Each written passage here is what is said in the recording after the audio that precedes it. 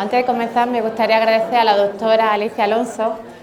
Gracias a que ella ha sido quien ha organizado estas jornadas, podemos estar aquí Blas y yo, así que muchas gracias, Alicia. Antes de hablar de la dieta FODMAP, quiero comentar sobre algunas sustancias que en algunos pacientes les desencadenan los síntomas gastrointestinales. No me pude contener cuando vi, me encantó la película El demonio lleva a Prada, así que no me pude resistir por esa imagen. Pues bien, se sabe que el alcohol afecta a la motilidad gastrointestinal, a la absorción de nutrientes, incluso a la permeabilidad intestinal. Sin embargo, no hay una clara evidencia científica que desaconseje su consumo por completo. Aún así, el alcohol no es saludable para nadie, así que si de por sí tiene una enfermedad digestiva, pues aún menos deberías tomar alcohol. Espérate, esto se ha salido. Vale, el café con cafeína va a aumentar la secreción de ácido gástrico, va a aumentar también los movimientos en el colon, incluso puede estimular la actividad motora rectosemoidal, por lo que puede tener efectos laxantes en personas susceptibles.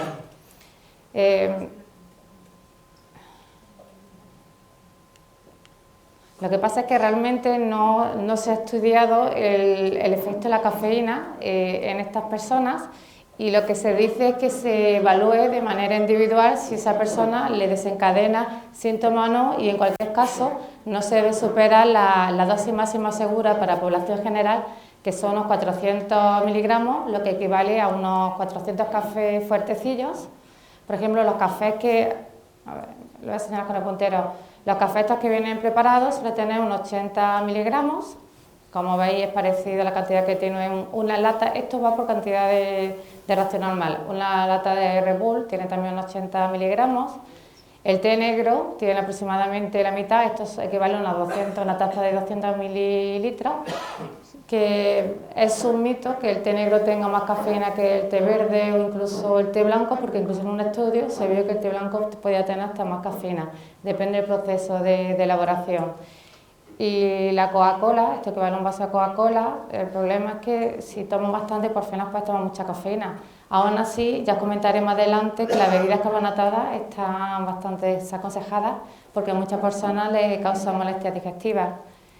Lo que tenéis aquí, porque imagino en el fondo no podéis leerlo, es una pastilla de cafeína que normalmente tiene unos 200 miligramos.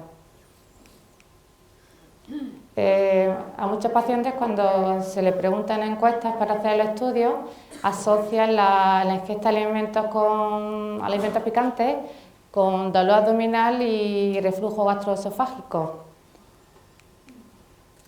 La sustancia responsable de los síntomas que causan los alimentos picantes es la capsaicina, y se ha visto que el mecanismo de acción es que activa un tipo de receptores, los receptores de potencial transitorio V1, y al activarlos causa una sensación de quemazón, incluso dolor abdominal, y puede acelerar el tránsito intestinal. Pues bien, lo que pasa es que la gente que tiene hipersensibilidad visceral tiene mucha más cantidad de estos receptores. Entonces, como comprenderéis, es normal que esta sintomatología la tenga mucho más agravada.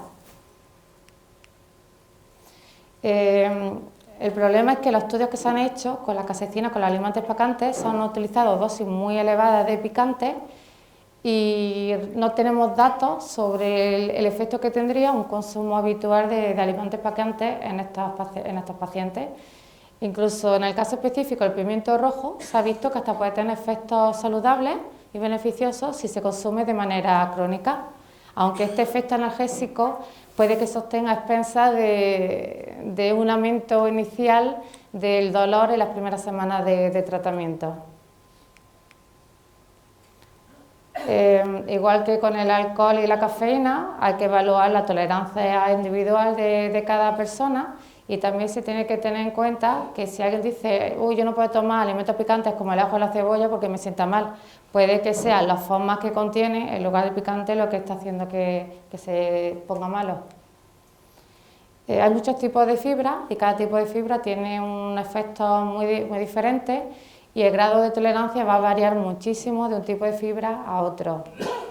En general se debería elegir la fibra por el grado de fermentabilidad, ya que las fibras que se fermentan muy fácilmente van a conllevar una rápida formación de gases y a una distensión abdominal, mientras que las fibras poco fermentables, como por ejemplo el psyllium, que ya contaré más adelante, la fibra que más se aconseja para este tipo de trastornos,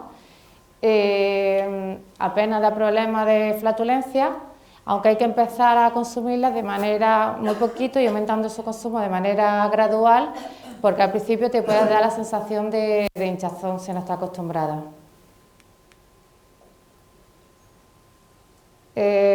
Como comenté, el psyllium es la fibra que más se recomienda para estos casos, porque además no solo vale para aliviar y prevenir estreñimiento, sino que también ayuda a prevenir la diarrea, porque forma un gel, entonces espesa las heces. Y lo que sí que nunca se debería tomar son suplementos de salvado de trigo o alimentos integrales que contengan mucho salvado. En el caso de un paciente que tenga estreñimiento, además del psyllium, también se aconseja que tome semillas de lino, sobre todo si son molidas, en una dosis de 6 a 24 gramos, porque se ha visto que además de aliviar el estreñimiento, reducen la distensión y el dolor abdominal.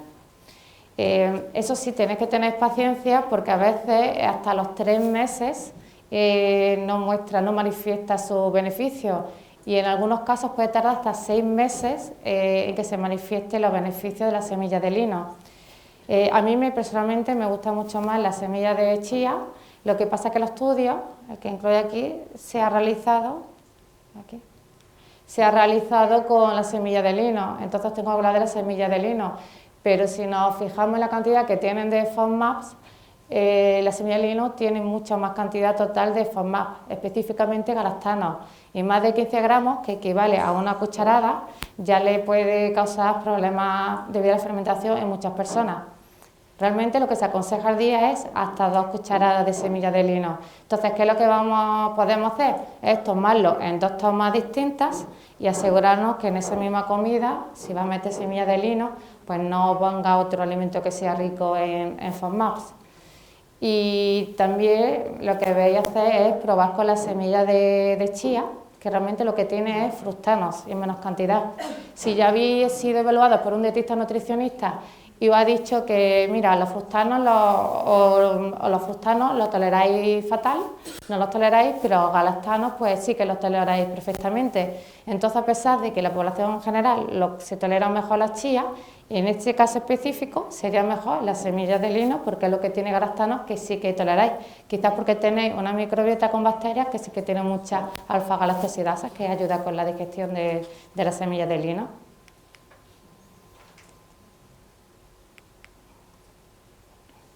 Vale, esto es lo que comentaba. Lo que se recomienda al día son 2 cucharadas de semillas de lino. A mí me gusta más si son molidas. Y vale, lo que también os comentaba, evitar las bebidas carbonatadas, sobre todo si son con cafeína. Y luego, respecto a la grasa, pues no hay estudios así muy concluyentes que hayan dicho pues se debe restringir mucho la grasa en la dieta. A ver, si tenéis alguna comorbilidad como malabsorción de sales biliares o deficiencia endocrina del páncreas, pues entonces sí que está claro que tenéis que reducirlo. Pero si no, habría que evaluarlo individualmente, porque a pesar de que sí que se ha visto en el laboratorio que cuando hay grasa presente en el duodeno, pues se inhibe el movimiento del intestino delgado y se lentece la absorción de gases. Esto pasa en cualquier persona, lo que pasa es que este efecto inhibitorio es aún mayor en personas que tienen intestino irritable. Y sobre el colon no parece que tenga ningún efecto en la grasa. Pero es que además no solo retrasa la eliminación de los gases, sino que además se ha visto que aumenta la hipersensibilidad colorectal y además en la gente que tiene hipersensibilidad visceral hay una percepción incrementada de la distensión rectal. ¿Por qué no siempre hay que reducir las grasas? Porque en algunos casos, si seleccionáis bien las grasas y toméis grasas con ácidos grasos poliinsaturados, se ha visto que estas pueden ser muy beneficiosas porque son antiinflamatorias. Y como hoy día ya sabemos que un mecanismo involucrado en el intestino irritable puede ser una inflamación de bajo grado, pues esto podría resultar de gran ayuda.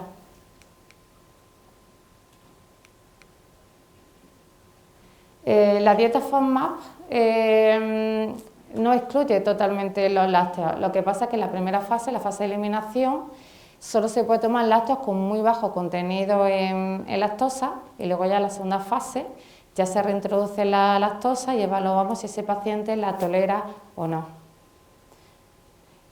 A veces no es el azúcar de la leche la que produce los síntomas, es decir, el azúcar es la lactosa. A veces es una proteína, la betacaseína A1, que es distinta a la humana, por ejemplo, tiene tipo A2. Pues bien, la leche de oveja o de cabra también la tiene una parecida, la tipo A2, por eso hay gente que la leche sin lactosa no la tolera, si es de vaca, pero si es de oveja o de cabra sí que la tolera bastante mejor. Además, la betacaseína también tiene un efecto similar a rubisco, es una enzima que está en algunos alimentos como la espinaca, y el problema de estas proteínas es que liberan unos péptidos que tienen efectos similares a los bióceos y puede causar pues, desde estreñimiento. La betacaseína se está asociando ahora, hay un estudio que lo he leído aquí, incluso con el desarrollo de diabetes tipo 1, porque parece que puede dañar las células beta pancreáticas, con erratismo, pero todo esto ahora mismo está en estudio, no hay nada concluyente, simplemente empieza a asociarse. Hay otras proteínas que pueden ser problemáticas, a veces el trigo, si no se tolera, puede que no sea por el trigo, ni siquiera por los fructanos que dan estos problemas de gases. A veces son estas otras proteínas distintas al gluten, como la lectina o aglutininas del germen de trigo o los inhibidores de la alfa-amilasa y la trisina, porque lo que se ha visto es que daña la integridad del epitelio y aumenta de esta manera permeabilidad intestinal, y se está viendo en los estudios que pueden activar de manera negativa el sistema inmunitario, y también te riesgo de que luego desarrolle una alergia al trigo, una enfermedad inflamatoria intestinal o incluso una enfermedad celíaca. Como ves, realmente a mí no me gusta el término de sensibilidad al gluten no celíaca, porque como estáis viendo a veces no es el gluten responsable. Puede ser, como explica Blas, que realmente si sea celíaco entonces es el gluten, pero si no eres celíaco puede que sean los fructanos o una intolerancia a las otras proteínas.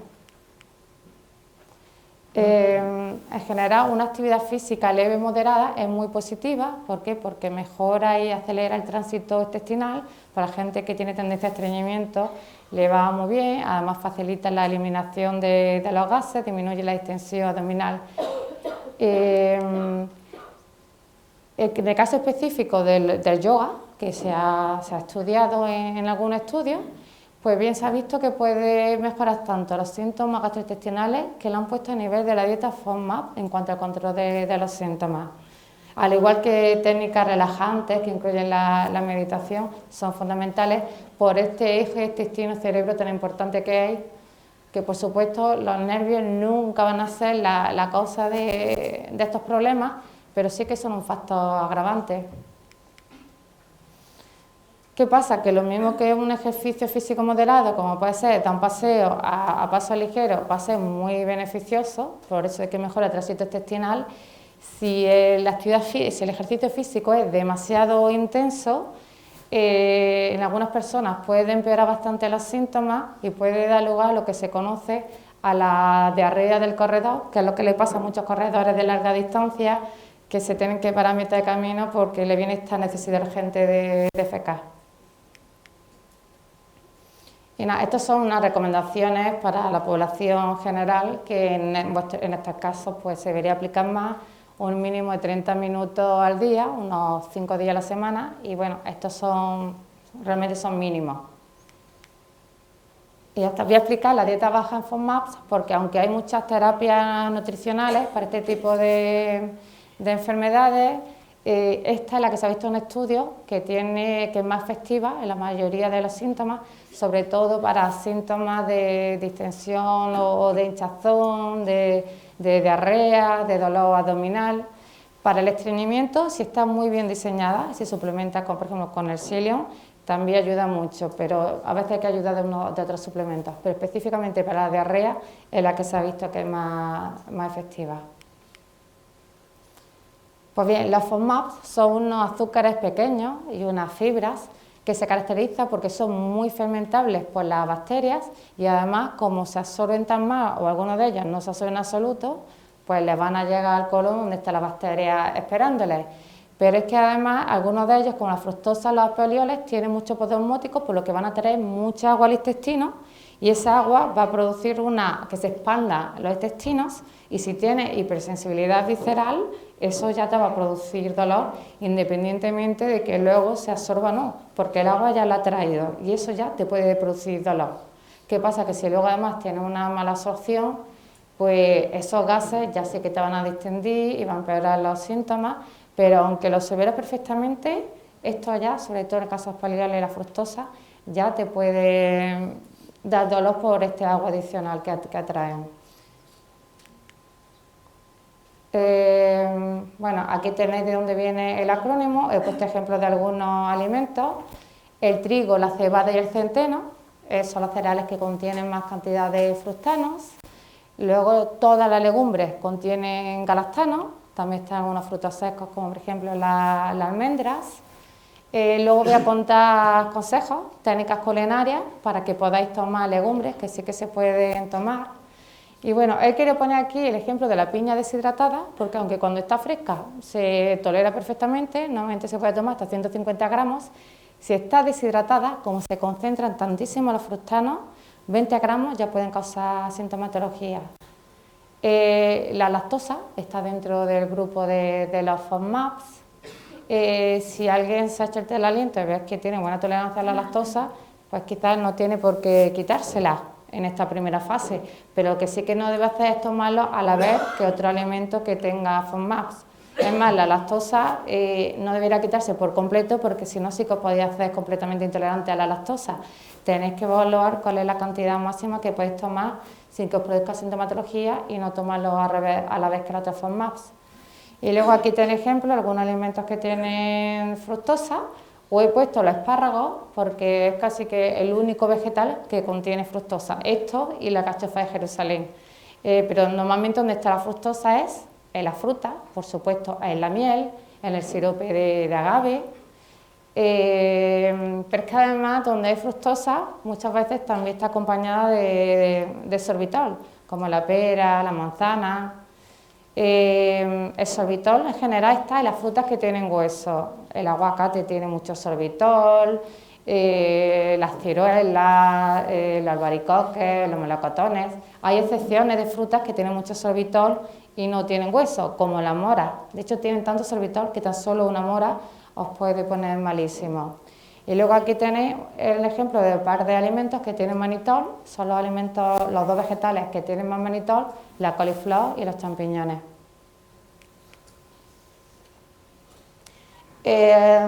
Realmente, como debe plantearse, la dieta FODMAP es como un proceso de aprendizaje, porque aunque el objetivo inicial va a ser que controlemos la sintomatología, el objetivo final tiene que ser utilizarla como una herramienta para ayudar a evaluar cuáles son vuestras intolerancias específicas, porque como comentaba antes, si veis que por ejemplo no tenéis, por ejemplo la fructosa sola lo toleráis muy bien, y el sorbitol solo muy bien, pero las dos cosas juntas no, pues bueno, pues tomáis por un lado la fructosa y por otro el sorbitol, o las vais adaptando. Esto luego ya os contaré cómo van las fases y cómo se podría hacer. La primera fase de eliminación hay que tenerlo en cuenta como una fase inicial, esto no es el final de la dieta, luego hay que continuar evaluando qué tipo de formas sí que se toleran y introducir en la dieta en la cantidad, en la medida que se puedan tolerar esos nuevos FODMAPs. Entonces, ¿qué es lo que hacemos en esta primera fase? Vamos a restringir la mitad los alimentos que contienen más cantidad de FODMAPs. Los quitamos durante unas 4 o 6 semanas, a veces es necesario más tiempo, 8 semanas, lo necesario para controlar los síntomas. no se debería alargar más de 8 semanas, porque claro, esto lo que hace es que pierde diversidad de microbiota y al final se reduce la cantidad de bacterias que tienen capacidad digestiva, por lo que luego te podría volver más intolerante. Hay algunos casos específicos en los que sí que necesitamos descansar el intestino, y bueno, hay que hacer una dieta más restrictiva, pero en modo general deberíamos intentar que la fase de eliminación no durara más de 6 semanas. Luego viene la segunda fase, en la que se va seleccionando cada subgrupo de los FODMAPs y se va testando, evaluando la tolerancia de cada FODMAP. Por ejemplo, si queremos saber si tenemos intolerancia específica a la fructosa, pues utilizamos un trozo de mango, unos 50 gramos, ese día no tomamos ningún otro FODMAPs y por supuesto hay que partir de un día que no tenga ningún síntoma. Y que la toleras bien, repite un segundo día. Que la toleras bien, vas a un tercer día. Que desde el primero te pones mala, ya está claro que tú tienes una intolerancia muy fuerte a la fructosa y no tienes que seguir.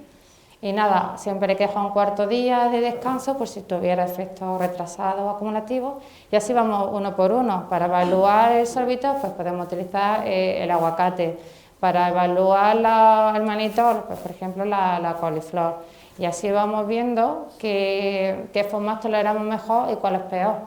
Lo suyo empezar el primer día con una cantidad muy pequeña, porque si no lo toleráis, mejor que enteréis con el mínimo de síntomas, y luego ya vais aumentando un poquito la cantidad cada día, porque no solo queremos saber si tenemos intolerancia o no, tenemos que saber si es leve, moderada o grave, porque si es leve, esto no es como una alergia que no puedes tomar ni trazas. Si es simplemente que tienes que reducir la cantidad y si tienes muchos FODMAP, pues la reduces más la cantidad. ¿Qué pasa? Que es que queremos tomar estos fitonutrientes, pues vamos a seleccionar los alimentos que tengan los FODMAP que más toleramos y tomamos esos fitonutrientes de estos alimentos, que en vez de 20 gramos podemos tomar 200 gramos. Y luego viene esta fase fundamental, personalización, porque una vez que ya sabemos si toleramos mejor un tipo de FODMAP u otro, pues ya se diseña la dieta tomando más cantidad de FODMAP que sí que se tolera mejor.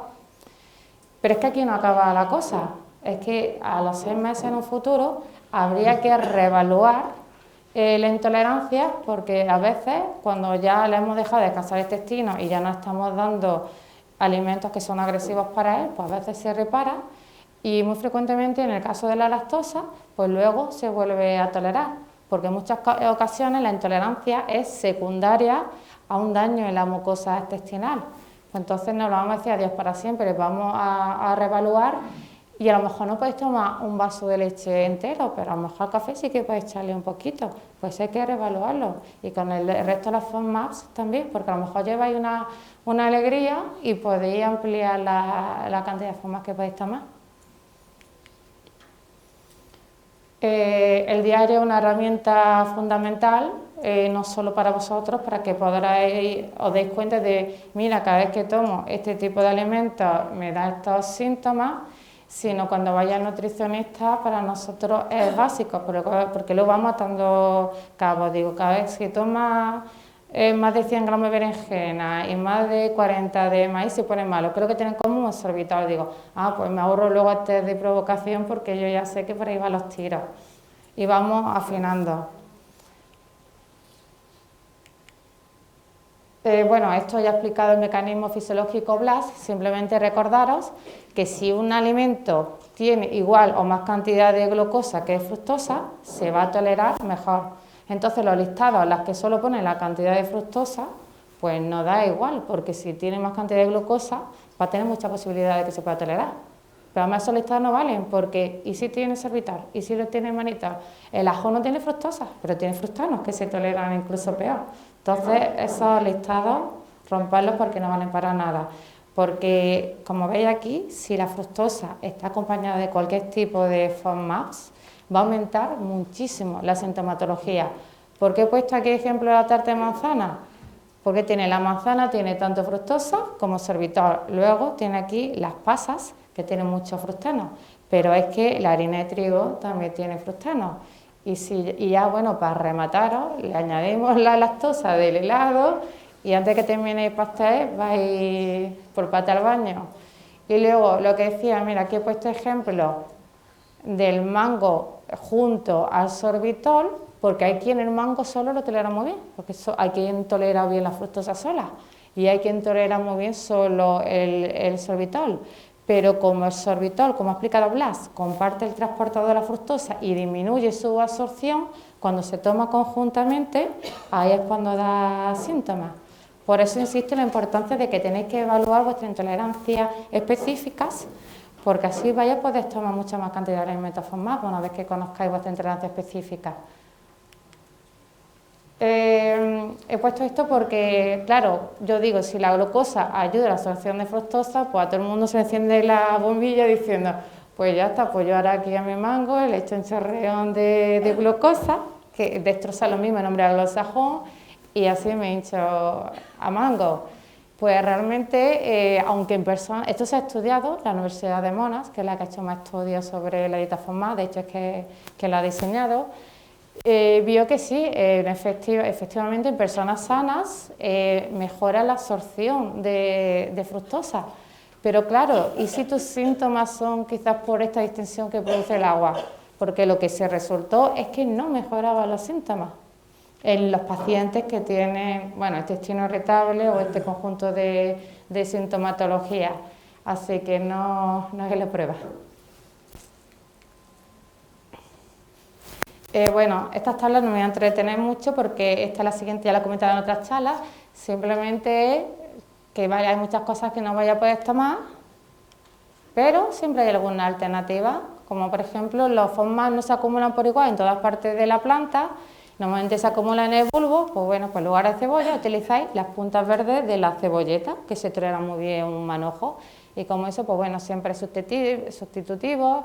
Las legumbres, pues bueno, yo explicaré que como pasan al agua, si las compréis de bote, pues ya podéis tomar más cantidad, por eso de que han pasado al agua. Y bueno, en lugar de sirope de agape, pues sirope de arte, que se puede tomar todas 2 cucharadas.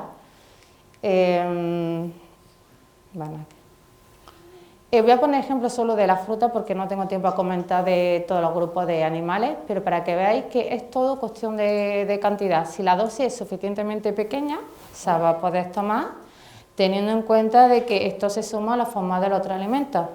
Para que una comida sea baja en FODMAP no debe superar el medio gramo de contenido en FODMAP. Os lo he puesto en orden para que veáis los alimentos que menos vaya a poder tolerar, porque nada más que 5 gramos de pera. ¿Por qué? Porque la pera es lo que tiene más cantidad de sorbitol seguido de la ciruela. Y bueno, la mora también tiene un montón. Luego ya comentaré la importancia que tiene el grado de maduración de los alimentos, pero si la guayaba está verde, ya 10 gramos, más de 10 gramos, os puede dar muchísimos síntomas. Pero si es que si está madura, se puede tomar 180, casi 200 gramos de guayaba, que se tolera muy bien. Por eso a veces alguien dice, ay, pues me he tomado una fruta, me ha sentado muy bien, y luego me la he tomado, me ha sentado muy mal. O porque se ha acumulado con otras FODMAP, o a lo mejor sí del grado de madurez. O la variedad, que lo explicaré también un poco más adelante. Vale, luego, ¿qué es lo bueno que se puede vuestra intolerancia específica? He puesto aquí el límite que tolera la mayoría, pero si alguien sabe que tiene buena tolerancia a los fructanos, entonces en lugar de 40 puede tomar hasta 120 gramos de arándanos. Y nada, he querido aquí juntar todas las frutas deshidratadas, que llegué a la conclusión de que se concentran mucho los fructanos y los FODMAPs, y mejor que la fase de eliminación la evitéis.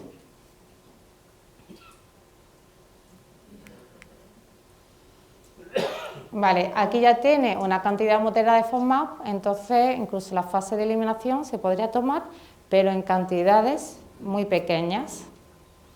Ejemplo, el coco. Igualmente, el coco lo que tiene es sorbitol, pero si tú tienes buena tolerancia al sorbitol, vas a poder tomar mucha más cantidad de lo que te pone aquí. Y luego, el pomelo se tolera bastante bien, pero tenéis que tener en cuenta que el animal es el alimento que interacciona con más fármacos, y muchos de vosotros estáis polimedicados, pues lo que tenéis que tener, si estáis tomando muchos fármacos, casi que mejor evitar el pomelo. Podéis tomar lima, que se tolera fantásticamente. ¿Qué es lo que pasa? Hay muchos alimentos que forman parte de nuestra gastronomía y no podéis tomarlos, como la manzana, la pera. Entonces, si queréis diversificar vuestra dieta, ¿qué tenéis que hacer? Pues ser un poco aventureros y a probar otro tipo de frutas o de cereales que no estáis acostumbrados, pero hoy en día es fácil encontrarlos, aunque sea en fruterías chinas y en supermercados, en grandes supermercados ya es fácil encontrarlas. Por ejemplo, ¿habéis visto, fijaros, la pitaya? También se conoce como pitahaya, fruta del dragón. Se puede tomar hasta 330 gramos, para que luego digan que es intolerante a la fructosa, que no podéis tomar fruta. Se tolera fantásticamente. Es más, estos puntos de corte vienen del estudio que hizo la Universidad de Monash con pacientes que habían sido diagnosticados de intestino irritable y vieron, este punto de corte está basado para que tú hagas combinación de 2 o hasta de 3 alimentos, ¿vale?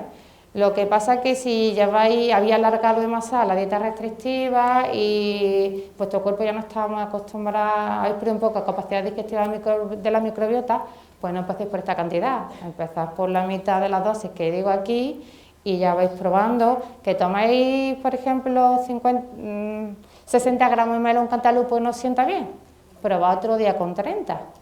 Entonces vosotros mismos tenéis que ver hasta qué cantidad podéis tomar, no lo desterréis completamente de la dieta, probad otro día que encontréis bien con menos cantidad, porque a lo mejor ese día que lo habéis tomado, pues lo que sea, pues estabais especialmente, os habían dado un disgusto o habéis tomado, hay fármacos, ese es otro problema, hay gente que toma a lo mejor, por ejemplo, metformina, que le da diarrea y cree que es por ese intestino irritable, por otra cosa. No, a lo mejor la naltrexona para estreñimiento, no sé, hay muchos fármacos que dan síntomas. A lo mejor lo que está dando problemas cuando hacéis esta evaluación no son los alimentos, son los fármacos u otros agentes externos, eso también hay que tenerlo en cuenta. Y los zumos en general, mejor que lo evitéis, pero bueno, he puesto aquí las dos excepciones, zumo de lima o el de limón. El de limón, bueno, esto es mezclado con agua, pero el de lima se suele tolerar bastante bien, pero mejor en general que evitéis los zumos. Y nada, el ruibarbo aquí sonará raro, pero en Irlanda o en Inglaterra hay unas tartas riquísimas con ruibarbo. Pues animaros, cogéis vuestra harina de trigo sarraceno de arroz, utilicéis el ruibarbo, el sirope de arroz para endulzarlo, cacao puro y ir probando con nuevos alimentos.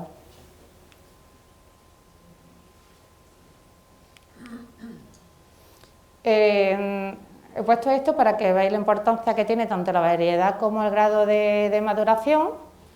Estos plátanos se llaman dada firme, dedo de dama, se tolera un poquito mejor que el plátano común, pero es que el plátano macho se tolera hasta un 50% más que una banana normal.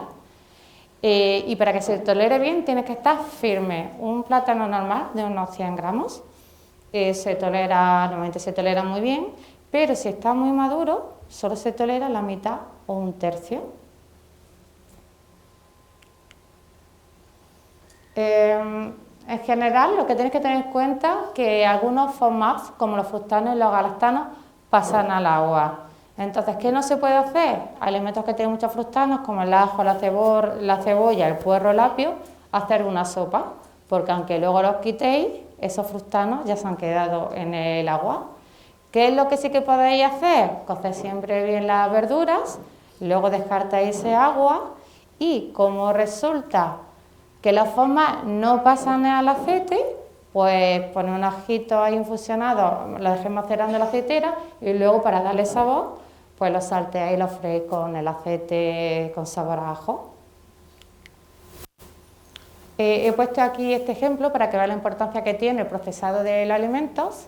He elegido como ejemplo la harina de espelta, que os recuerdo que tiene gluten, ya pensáis que tiene gluten si no sois celíacos. Incluso la gente que cree que tiene sensibilidad al gluten no celíaca, sin ser celíaco, tolera el pan de espelta si está elaborado con masa madre y fermentado durante muchas horas. ¿Por qué? Porque esa masa madre de manera natural tiene lactobacilos que conforme va fermentando la masa se van comiendo a los fructanos. Entonces, panes de fermentaciones muy largas, cuando más largas, pues menos contenido total de fructanos y se tolera muy bien. He puesto aquí el punto de corte, porque normalmente lo que se tolera de los oligosacáridos es hasta 0,3 gramos por ración. Y fijaros, tanto en la pasta de espelta como los copos de espelta ya no se tolera. Tiene esto casi el triple de la cantidad que se tolera, pero el pan se tolera bastante bien. No siempre la fermentación va a reducir el contenido en FODMAP. Por ejemplo, la col cruda lo que tiene de manera inherente es sorbitol, aquí lo tenéis. Y además en una cantidad, está justo en el límite, como para no poder, el límite son 0,2, para no poder tomarse. Pero es que después de fermentarse, para hacer chucrut, que es la col fermentada, lo que tiene es manitol. ¿Por qué? Porque es un subproducto de la fermentación. Entonces, pues muy bueno, por muy buena que sea el chucrut para la microbiota, pues para vosotros no es una opción. Y nada, otros procesos culinarios que ayudan a reducir contenido de FODMAP, el encurtido. De hecho, ayuda tanto que el ajo, la cebolla o la remolacha, si está encurtido, puede tomarse un poquito. A ver, un poquito es muy relativo. Yo no sé, no me arriesgaría, pero para que veáis que se reducen muchísimo así los contenidos en fructanos. Y bueno, los frutos secos, los únicos que realmente no deberéis tomar ni siquiera uno son los pistachos y los anacardos. Por eso lo he puesto en ejemplo de la activación, en plan sí, la activación, que consiste en dejar los frutos secos remojo unas 12 horas y luego dejarlos secarlos a temperaturas bajas, reduce un poco la cantidad. ¿Por qué? Porque pasan agua, pero ni con esta os arriesgáis con los pistachos y los anacardos. Y bueno, la germinación va a tener efectos muy diversos porque reduce un poquitito el contenido entre el trigo y el centeno. Y en el caso de la cebada, reduce tanto su contenido que una cerveza sin gluten y sin alcohol se suele tolerar bastante bien. Y los brotes de soja se toleran muy bien. Ya sabéis que soja normal o la bebida de soja no se debe tomar porque tiene muchísimos fructanos y galactanos. ¿Queréis una bebida de soja? Ahora hacéis vosotros, compráis la proteína aislada de soja, la reconstituís con agua, la aromatizáis con cacao, vainilla, canela y la endulzáis con sirope de arroz o dextrosa. Y eso sí que es una bebida nutritiva, porque la de arroz o la de almendras, valor nutricional cero. Se toma psicológicamente por sentir que estás tomando leche, que no es leche. Si podéis, mejor leche sin lactosa, y si es de oveja de cabra, mejor que no, pues esas dos. También tenéis la opción la de coco o la de avena. Lo que pasa es que ya se tolera solo media taza de esas, se tolera mejor la de arroz o la de almendra. Fijaros aquí el detalle, mirad para dónde está la flecha en el caso de los garbanzos. En el caso de los garbanzos germinados, aumenta el contenido de FODMAP. Como veis, en el caso de FODMAP hay muchas excepciones, no hay una regla general para todo. ¿Por qué? Porque lo mismo que he comentado, que el plátano al madurarse disminuía la tolerancia, acordaros con el ejemplo de la guayaba, que aumentaba muchísimo la tolerancia. Con la pera pasa algo parecido, conforme van madurando, disminuye el contenido en FODMAP, pero bueno, como la pera es algo ahora mismo intocable, pues por eso me lo había comentado antes. Y nada, quiero hacer esta reflexión de que, a ver, hay que restringir los FODMAPs para poder controlar la sintomatología, pero evitar que la dieta sea estricta de más innecesariamente. ¿Por qué? Porque no solo se va a reducir la calidad de vida, sino que entonces también vamos a privar la microbiota del efecto probiótico que tiene estos FODMAPs. Eso es todo. Gracias por vuestra atención.